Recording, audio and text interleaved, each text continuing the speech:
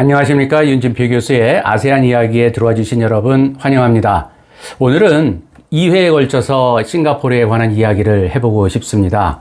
자, 싱가포르 하면은 여러모로 요즘에 굉장히 부각이 많이 되는 나라고요. 또 많은 장점도 가지고 있는 나라로서 또 부러움을 또 많이 사고 있죠. 저는 어느 나라든지 밝은 면이 있으면 어두운 면이 있고요. 또 상대적으로 평가해야 될 측면들이 있다고 생각을 합니다. 오늘은 그래서 제목을 싱가포르의 두 얼굴이라고 잡아보고요.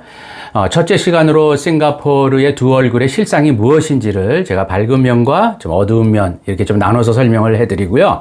다음번에는 그렇게 두 얼굴을 갖게 된 배경적인 측면, 요인적인 측면을 여러분들에게 설명을 해드리고자 준비를 했습니다. 자, 오늘 첫째 싱가포르의 현재의 모습부터 한번 시작을 해보죠. 싱가포르는 적도 위에 있는 자그마한 도시국가입니다. 1년 12달 1월이 됐건 7월이 됐건 12월이 됐건 비슷한 날씨고요. 또 크기도 서울보다는 조금 작은데요. 거의 서울 크기만한 정도의 국가라고 보시면 됩니다. 그 다음에 인구는 한 570만 명 정도를 가지고 있고요. 천연 자원은 말 그대로 하나도 없습니다. 식량, 물조차도 외부로부터 다 공급을 받아야지 살 수 있는 그러한 나라이지만 동남아 바다 한가운데 떠 있다는 그 작은 섬이라는 그것이 바로 전략적인 요충지이지만 동시에 지정학적인 취약점도 가지고 있는 나라가 섬나라 싱가포르입니다. 자, 싱가포르를 얘기할 때 제일 많이 얘기되는 것이 정말 제일 부자 나라가 됐다라고 하는 것인데요. 동남아시아에서의 제일 부자 나라일 뿐 아니라 세계에서도 부자 나라로 평가를 받고 있습니다. 2020년 통계에 의하면은요, 구매력 평가를 해서 각 나라의 물가 수준까지 고려를 해서 나오는 구매력 평가 1인당 GDP가요, 무려 10만 7,604달러입니다. 그 다음에 그냥 명목으로다가 계산을 하는 1인당 국내 소득, 1인당 국내 소득은요, 68,487달러입니다. 자, 이것은 우리 한국이 구매력 평가로 봐서도 구매력 평가로는 한국이 38,000달러거든요. 그러니까 우리 구매력 평가로는 무려 한국보다도 2배나 더 높은 나라라고 볼 수가 있고요. 또 삶의 질까지 평가하는 아주 중요한 지수가 있어요. 이것이 바로 그 UN에서 발표하는 HDI 지수인데요. HDI 지수에서 발표하는 인간 개발 지수에서도 싱가포르는 2019년 통계에서 0.938점. 그래서 이것은요, 세계 순위로 보게 되면 11위입니다. 즉, 유럽의, 북유럽의 나라들, 전 세계 북미의 나라들, 모든 나라를 다 합쳐봤을 적에도 탑 10에 들어가는 그러한 높은 수준의 삶의 질을 또한 경제력을 가지고 있는 나라다라고 하는 것을 여러분들께 처음 소개를 드리면서 시작을 하도록 하겠습니다. 자, 요즘에는요, 싱가포르이 또한 그 코로나 사태를 상대적으로 잘 방어하고 있다고 평가를 받고 있죠. 그러다 보니까 방역 모범국으로서 평가를 받는데요. 물론 최근에 와서는 싱가포르도 위드 코로나 정책으로 순환을 하면서 했지만 그 코로나 확산 사태가 이제 많이 또 커지면서 비록 국민들의 80% 이상이 완전하게 백신 접종을 완료했지만 여러 가지 방역상의 어려움은 취하고 있지만 그럼에도 불구하고 싱가포르는 전 세계로부터 소위 방역의 모범국가 또는 방역을 하는 데 있어서의 굉장히 선제적인 조치를 잘 하는 나라, 이렇게 평가를 받고 있습니다. 방역과 경제활동의 동시 추진을 지금도 추진을 하고 있죠. 제가 4년 전에 조사를 했었던 그 우리나라 청년들의 대동남아 인식조사를 한 것이 있는데요. 거기에서도 뭐가 나오냐면은 우리나라가 동남아시아 나라들 중에 어떤 나라로부터 가장 많은 도움을 받을 수 있을까라는 것을 어떤 나라인가 한번 지목을 해달라고 했더니 무려 37.6%의 청년들이 싱가포르를 지목을 했습니다. 그만큼 싱가포르의 중요성, 싱가포르가 가지고 있는 선진성, 이것을 우리나라 청년들도 같이 인식을 하고 있다고 하는 것이죠. 저는 싱가포르의 두 얼굴이라는 제목을 달고서요, 일단 싱가포르를 긍정적으로 볼 수 있는 또는 밝은 얼굴이라고 볼 수 있겠죠. 이것을 한 7가지 정도로 정리를 해 드리겠습니다. 첫째, 싱가포르는 무역 자유화라든지 외자 유출을 통해서 세계적인 비즈니스 센터로 성장을 한 나라입니다. 이 나라는 바로 입지적인 조건, 섬나라라는 입지적인 조건을 이용을 해서 중개 무역항으로서의 그 조건을 최대한 활용해서 이렇게 높은 경제 성장을 이룩한 나라이죠. 두 번째는요, 싱가포르는 이러다 보니까 세계적인 교통과 물류 또한 금융, 나아가서 원유 등등의 이런 것들을 거래하는 세계적인 허브 중심 국가가 됐습니다. 예를 들어서 싱가포르 항은요, 무려 총 7개의 컨테이너 터미널을 가지고 있고요. 57개의 선석으로 구성되어 있어서 세계 최대의 컨테이너 항구 중에 하나입니다. 세계 환정량의 거의 7분의 1 이상이 싱가포르 항구에서 이루어지고 있거든요. 싱가포르의 세계적인 공항이 바로 창이 공항이라고 하죠. 이 창이 공항은요, 무려 100여 개의 항공사가 취항을 하고 있고요. 80개국의 320개의 도시들을 연결을 하는 정말 세계적인 공항입니다. 그 다음에 싱가포르는요, 외환거래 또는 자산운용 분야에서도 국제금융의 중심지입니다. 그래서 런던이라든지 뉴욕이라든지 홍콩에 이어서 세계 4위의 금융 거래의 중심지로서 이미 자리매김을 하고 있어요. 자, 세 번째입니다. 외환거래 및 자산운용 분야에서도 국제금융 중심지라고 볼 수가 있습니다. 런던, 뉴욕, 홍콩에 이어서 세계 4위인데요. 또한 이 뉴욕과 런던에 이어서는요, 원유 거래 있지 않습니까? 원유 거래에서도 세계 3위의 거래 시장이 형성이 되어 있습니다. 그만큼 중요하다고 하는 것이죠. 그 다음에 그 선박에 쓰이는 선박 기름 있지 않습니까? 선박용 석유를 거래하는 시장은요, 이 싱가포르가 세계 최대의 시장이라고 해요. 그리고 아시아 최대의 석유 제품을 공급하는 센터로서의 역할을 하고 있습니다. 이만큼 싱가포르는 그 무역 항으로서의 기능을 외환거래 내지는 그것을 이용을 하는 다양한 물품들의 어떤 거래의 중심지로서 세계적인 허브 중에 하나로 성장이 되어 있는 나라입니다. 자, 네 번째입니다. 싱가포르 인구가요, 한 570만 명 정도 되는데요. 3배 이상의 그 관광객들이 방문을 하는 나라입니다. 물론 최근에는 그렇지는 못하고 있지만요. 3배 이상의 관광객이라니까 싱가포르 인구의 3배면 거의 1,500만 명에서 2,000만 명의 사람들이 싱가포르를 방문을 하고요. 싱가포르에서 열리는 각종 국제회의라든지 박람회라든지 전시회 같은 곳에 바로 이렇게 관광객들과 함께 많이 몰리고 있다고 하는 것이 싱가포르를 보는 데 있어서 매우 중요한 포인트입니다. 그러니까 마이스 산업의 거점 국가가 또한 돼 있죠.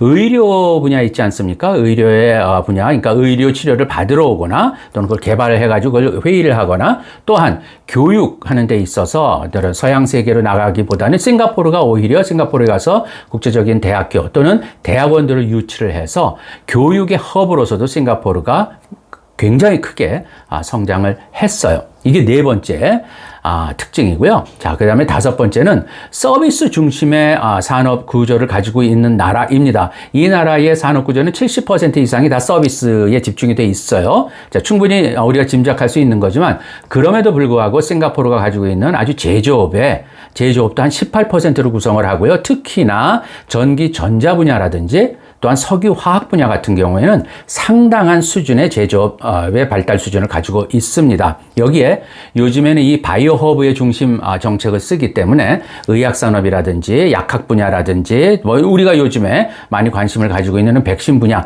이런 것들에 대한 허브 국가로서도 굉장히 높은 또 제조업 분야에서의 성과를 이루고 있습니다. 자, 그 다음에 여섯 번째는요.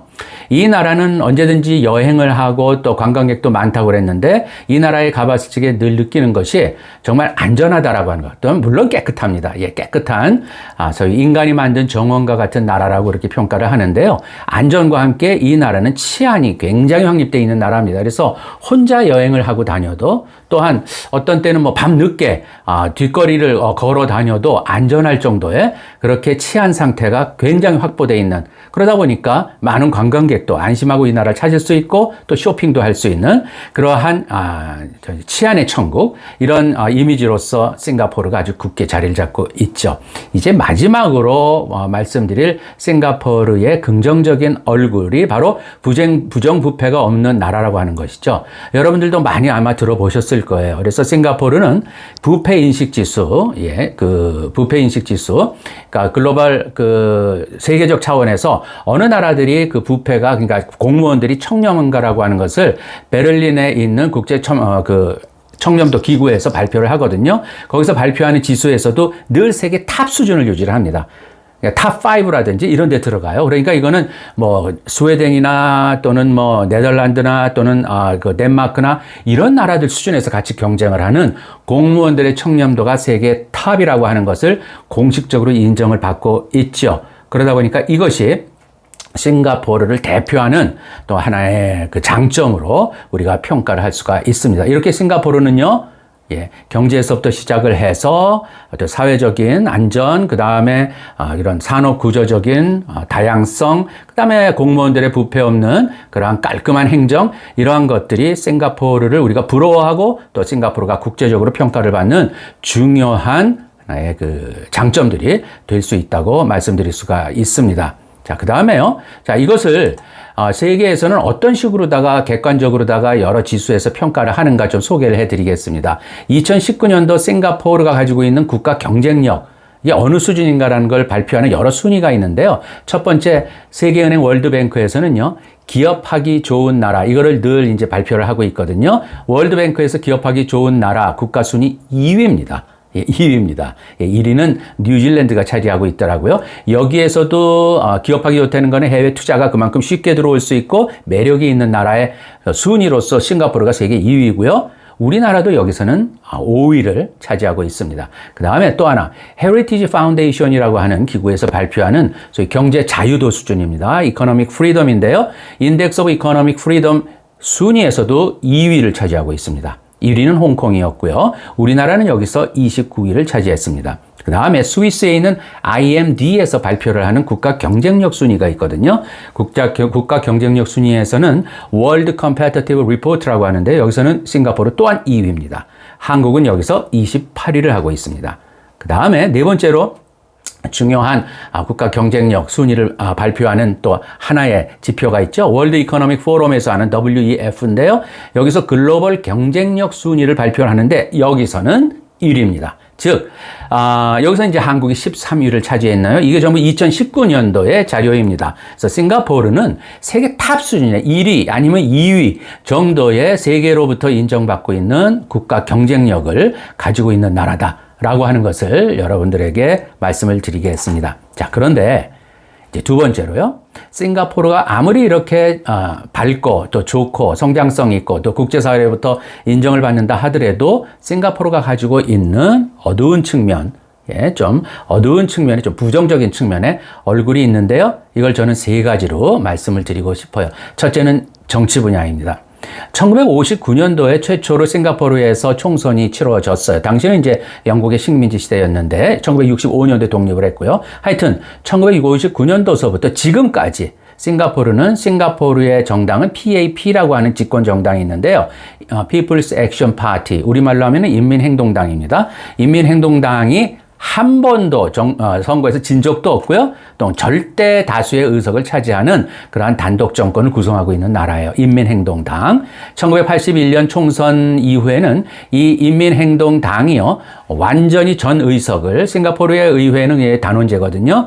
전 의석을 차지하는 독주는 마감이 됐지만, 그렇지만 여러 가지 뭐 야당 조직의 활동이라든지 조직을 구성하는 거라든지 이런 거에 대한 제약 같은 것도 은근히 들어가고 있는 나라라고 하는 것을 말씀을 드리지 않을 수가 없습니다.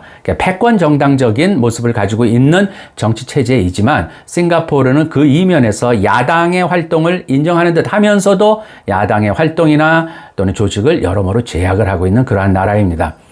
PAP 산하에 아주 특징적인 것이 전국 노조 연맹이 여기에 들어가 있습니다. 전국 노조 연맹은 NTUC라고 해서 우리 같으면은 뭐 민주노총, 한국노총 같은 것이죠. 노동총 연맹이 싱가포르는요, 바로 집권 여당인 바로 PAP 산하에 들어가 있습니다. 이거 정말 독특한 구조이죠. 자, 그래서 이렇게 20만 명 이상 되는 싱가포르의 최대 이익 집단인 전국 노동조합 연맹인 NTUC도 인민행동당 밑으로 들어가 있다고 하는 것은 무언가 이들의 자율성이라든지 독자적인 행동을 하는 데 있어서 굉장히 제약 요인이겠죠. 네, 이렇게 작용하고 있습니다. 또 하나, 국회의원들이 선거구별로 약 500가구 정도로 다 기초 단위로 만들어서요, 짜서 10명 내지 30명의 대표로 구성되는 전체적인 싱가포르 전체의 주민위원회도 있고요. 또 각 선거구당 한 20명에서 25명 정도를 지역 지도자들로 구성이 되는 시민자문위원회 등이 있는데, 이러한 주민위원회나 시민자문위원회가 전부 다 정부, 즉 PAP의 통제 하에 있다고 하는 것. 싱가포르 정치의 하나의 어두운 면, 우리가 좀 심각하게 봐야 될 측면이라고 볼 수가 있습니다. 싱가포르는 또한 국가보안법이 Internal Security Act가 아주 시퍼렇게 살아서 움직이고 있는 그러한 나라입니다. 자, 두 번째, 경제적인 측면을 말씀을 드리면요, 싱가포르의 경제 조직이라고 그럴까, 이것은 거의 대부분이 국영 기업들 또는 이 국영 기업들과 연결된 해외로부터 들어온 9,000개 이상의 다국적 기업들이 경제의 중추적 역할을 합니다. 또한 이렇게 국가가 만들어 놓은 소위 국부펀드라고 하죠. 국가의 돈이죠. 그 국부펀드가 GIC, 이 Government Investment Corporation이라고 해서 공식적으로 싱가포르의 투자청입니다. 또 하나, 싱가포르의 국부펀드에는 테마섹이라는 게 있어요. 이 테마섹, GIC와 테마섹이 중요한 국가기관 산업들을 전부 다 거의 다 소유하고 있는 최대 주주 역할을 합니다. 항만으로 치게 되면은 항만의 PSS라든지 통신 싱텔 대표적인 회사거든요. 항공사도 싱가포르 에어라인, 싱가포르 항공, 금융도 DBS, 또 방송사도 미디어 코프, 이런 것들을 전부 다 이 GIC와 테마섹이라는 국영 국부 펀드가 최대 지주로 장악을 하고 있는 그러한 나라입니다. 이러다 보니까 순수한 민간 민영 기업의 형태는 상당히 부족하고 낮은 수준이다라고 하는 것을 말씀을 드리겠습니다. 자, 또 하나, 세 번째입니다. 이게 어떻게 보면은 싱가포르의 수준을 얘기를 할지 우리가 가장 많이 비판을 받고 있는 부분인데요. 언론 분야예요. 사회 분야라고 할 수가 있죠. 비판적인 언론을 통제할 목적으로서요, 신문 출판법을 제정을 하고 있고, 모든 방송과 영화와 출판물을 사전 검열을 합니다. 은근히 사전 검열 다 합니다. 해왔습니다. 또한 국영 싱가포르 방송사 SBC라고 하는데요, 싱가포르 방송공사가 모든 라디오 방송국, 싱가포르의 라디오 방송국과 TV 채널들을 다 독점하고 있는 상태고요. 신문사도 편집과 운영권을 정부가 실질적으로 통제하고 있습니다. 또 하나, 이 언론과 관계에서 정부 정책을 비판하는 해외 언론들이 있는 경우에 이들을 좀 통제할 목적으로 신문 출판법을 개정해서요, 비판적인 외국 언론들의 국내 배포를 금지하는 권한도 강화를 해놓고 있습니다.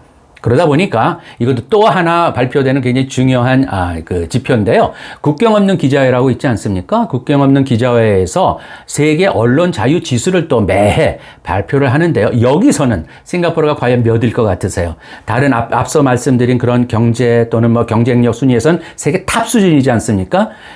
세계 언론 자유지수 측면에서는 싱가포르가 175개국을 조사를 했는데, 바로 작년 조사입니다. 2020년 조사에서 175개국 중에 158위를 차지해서 밑바닥입니다. 완전히 밑바닥입니다. 자, 이러다 보니까 싱가포르의 민주주의를 얘기하는 여러 가지 또 평가 지수 속에서 싱가포르는 이것이 75위 수준밖에 안 되는 나라, 이렇게 얘기를 합니다. 아까 제가 말씀드린 부패 인식 지수에서는 세계 탑 수준, 탑 5 안에 들어가는 그러한 싱가포르인데, 언론 자유지수 측면에서는 세계에서의 거의 꼴찌 수준에 들어가 있는 나라가 싱가포르다라는 참 모순되면서도 어떻게 보면 역설적인 그러한 측면을 가지고 있는 나라가 싱가포르예요. 그러다 보니까 이제 마지막으로 싱가포르를 평가하는 세계의 눈의 시각에서 보게 되면은 싱가포르는 정치적으로 민주주의를 하는 나라라고 볼 수는 없습니다. 그러다 보니까 특히 EIU, 데모크라시 인덱스라는 민주주의 지수를 평가하는 영국의 중요한 그러한 기구가 있는데요. 거기서 나오는 자료를 보더라도 싱가포르는 민주주의적인 요소와 권위주의적인 요소를 정치적으로 이렇게 혼합하고 있는 소위 하이브리드 시스템, 혼종 체제로 평가를 받고 있어요. 그러다 보니까 많은 정치학자들도요, 싱가포르를 정치적인 측면에서는 권위주의 국가라고 이렇게 분류를 하면서 앞에다가, 그럼에도 불구하고 경제 사회적으로는 풍요하고 안정돼 있고 또 공무원들은 깨끗하고, 이러다 보니까 좀 역설적이고 모순적인 형용사지만 우호적이라는 용어를 씁니다. 그래서 우호적인 권위주의 국가, 또는 호의적인, 어떻게 보면은 요건 좀 심한 독재국가, 뭐 독재라고 볼 수는 없어요. 그러나 권위주의라는 좀 더 포괄적인, 좀 비민주적인 나라를 표현할지 권위주의인 국가라고 표현하는 게 저는 더 맞다고 생각을 해요. 허나 호의적인, 우호적인 권위주의 국가, 이렇게 많이 얘기를 합니다. 또 하나는요, 그러다 보니까 싱가포르 국민들은요, 이념적으로 좀 이것이 좀 탈이념을 굉장히 싱가포르 정부도 강조를 하게 되고, 그러다 보니까 정치 문화적으로도 너무 정치에 관심을 많이 갖게 되는 그런 국민들이라기보다는 자신들이 그냥 잘 살고 안전하고, 그죠? 직업적으로 안정적이고 하는 것을 굉장히 향유하는 것 같아요. 그래서 싱가포르 국민들은요, 어떤 싱가포르 정치에 대한 개혁을 요구하기보다는 오히려 정치에 좀 무관심한 좀 그런 쪽으로는 그러한 쪽으로 기우는 그런 문화를 가지고 있지 않은가 이런 생각을 합니다. 자, 그래서 오늘의 결론을 이렇게 또 싱가포르라는 나라는 잘 사는 우호적인 권위주의 국가라는 말도 표현을 하면서요. 또 재미있는 표현이 있더라고요. 이게 바로 싱가포르가 갖고 있는 시퍼렇게 살아있는 국가보안법 내지는 치안법, 이게 작동을 하는 나라거든요. 그러다 보니까 사형 제도를 갖추고 있는 디즈니랜드는 아주 뭐 즐겁고 좋고 편한